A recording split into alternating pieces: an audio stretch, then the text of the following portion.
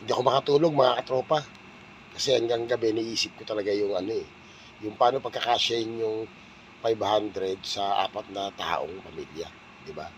Pero kanina may napanood ako mga katropa.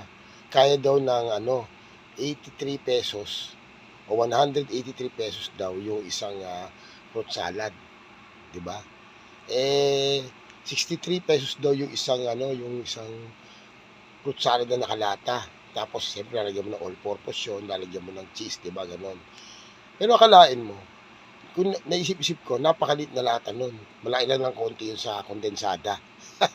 O kaya sa evaporadang gatas. Eh paano yun? Ano ba yung klaseng Noche Buena gusto ng gobyerno? Yung bang Noche Buena na parang pre-taste? Taste test? Taste test lang mga katropa. Yung pala ang Noche Buena ngayon ng Pilipino. Taste test lang. Pag natikman mo, ayos na. Noche Buena na tawag nila doon.